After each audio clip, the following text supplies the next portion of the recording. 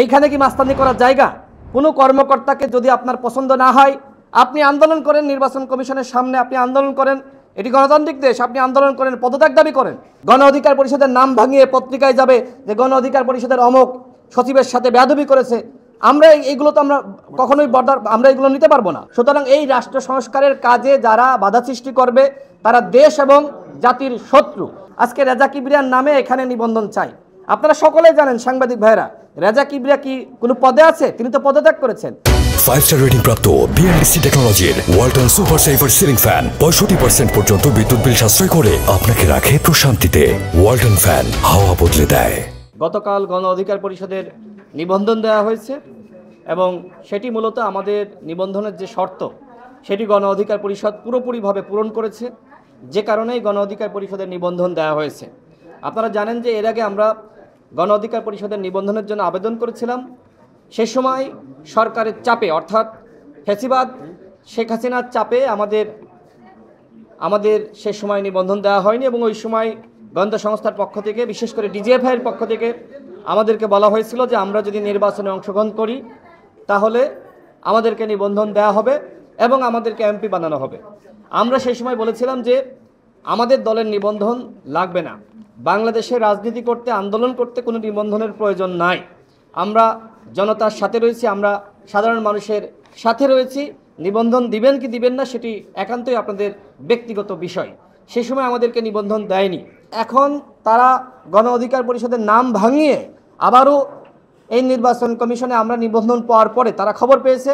গতকাল এই নির্বাচন কমিশনে এসে তারা বিশৃঙ্খলা করেছে, তাণ্ডব চালিয়েছে। এমনকি সচিব মহোদয়ের রুমে গিয়ে সেখানে গুন্ডা পান্ডা নিয়ে ঢুকে টেবিল থাপড়িয়েছে, তার সাথে অকথ্য ভাষায় হুমকি ধামকি দিয়ে তাকে কথা বলেছে। আমরা যারা সরকারি কর্মকর্তা কর্মচারী রয়েছে সবাই তো আওয়ামী লীগের ফেসিবাদ বা দালাল ছিল না, সবাই তো আওয়ামী লীগের সহযোগী ছিল না। কিন্তু এইভাবে গণ অধিকার পরিষদের নাম ভাঙিয়ে নিবন্ধন নিতে আসা এবং নির্বাচন কমিশনে এক ধরনের অবরুদ্ধ করা, এখানকার কর্মকর্তাদের কাছে আপনারা জিজ্ঞেস করেন, এইখানকার সিসিটিভি ফুটেজ আছে, সেগুলো আপনারা চেক করেন সাংবাদিক ভাইয়েরা।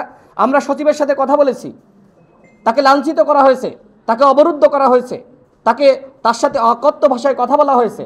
সাংবাদিক পরিচয়ে দ্য বিজনেস পোস্টে যিনি চাকরি করেন, নাম এই ধরনের কথা তিনি বলেন, আরিফুর রহমান তুহিন নামের একজন সাংবাদিক পরিচয়ে গতকাল সচিবের সাথে অকথ্য ভাষায় কথাবার্তা বলা হয়েছে, তাকে হুমকি ধামকি দেওয়া হয়েছে এবং সচিবের টেবিল থাপড়াচ্ছে। কত বড় মাস্তান গুন্ডা! এইখানে কি মাস্তানি করার জায়গা? কোনো কর্মকর্তাকে যদি আপনার পছন্দ না হয়, আপনি আন্দোলন করেন নির্বাচন কমিশনের সামনে, আপনি আন্দোলন করেন। এটি গণতান্ত্রিক দেশ, আপনি আন্দোলন করেন, পদত্যাগ দাবি করেন। কিন্তু আপনি কারোর রুমে ঢুকে তাকে হুমকি দেওয়া, তার রুমে তাণ্ডব চালানো, তাকে গালিগালাজ করা, এটি কখনোই গণতান্ত্রিক আচরণ হতে পারে না। আমরা মনে করি যে আইন শৃঙ্খলা পরিস্থিতি রক্ষার্থে তাদেরকে অনতিবিলম্বে গ্রেপ্তার করতে হবে। গণ অধিকার পরিষদের নাম ভাঙিয়ে পত্রিকায় যাবে যে গণ অধিকার পরিষদের অমুক সচিবের সাথে বেয়াদবি করেছে। আমরা এইগুলো তো আমরা কখনোই আমরা এগুলো নিতে পারবো না, এর দায় আমরা নিব না। সুতরাং যারা এই ধরনের ঘটনা ঘটিয়েছে আমরা মনে করি তাদের বিরুদ্ধে নির্বাচন কমিশনের পক্ষ থেকে ব্যবস্থা গ্রহণ করা হোক। আজকে রেজা কিবরিয়ার নামে এখানে নিবন্ধন চাই। আপনারা সকলেই জানেন, সাংবাদিক ভাইরা, রেজা কিবরিয়া কি কোনো পদে আছে? তিনি তো পদত্যাগ করেছেন। আজকে সেই পদত্যাগকারী ব্যক্তির নামে হাইকোর্টে রিট করা হয়েছে এবং সেই রিট চলা অবস্থায় তারা এখানে জোরপূর্বক তার আইনি মোকাবেলা করুক, কোনো সমস্যা নাই। যদি আমাদেরও কোনো আইনি মোকাবেলা করতে আমরা করব, কিন্তু এইখানে তাণ্ডব চালানো এটি কখনোই আমরা মেনে নিতে পারছি না। আমরা তীব্র নিন্দা এবং প্রতিবাদ জানাই। আমরা মনে করি এই ঘটনার সাথে যারা জড়িত নির্বাচন কমিশনের উচিত সেই ঘটনার তদন্ত করা এবং তদন্ত সাপেক্ষে আরিফুর রহমান তুহিন নামক যে সকল গুন্ডা মাস্তানরা সাংবাদিক পরিচয়ে এখানে এসে সচিব সহ কর্মকর্তাদের সাথে বেয়াদবি করেছে তাদের বিরুদ্ধে অবশ্যই ব্যবস্থা গ্রহণ করতে হবে। এই যে নিবন্ধন দেয়া হচ্ছে এটি কিন্তু ওই সরকারের কনসার্ন রয়েছে এবং আমরা মনে করি যে এটিও রাষ্ট্র সংস্কারের অংশ। সুতরাং এই রাষ্ট্র সংস্কারের কাজে যারা বাধা সৃষ্টি করবে তারা দেশ এবং জাতির শত্রু।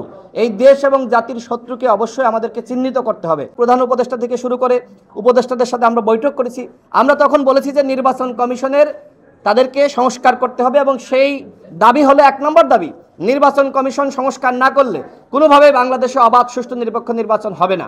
সুতরাং আসুন আমরা সবাই মিলে বাংলাদেশকে অনন্য উচ্চতায় নিয়ে যেতে, বাংলাদেশকে আমেরিকা ইউরোপের মতো অর্থনৈতিকভাবে সমৃদ্ধ করতে আমরা সবাই মিলে এই সরকারকে সহযোগিতা করি।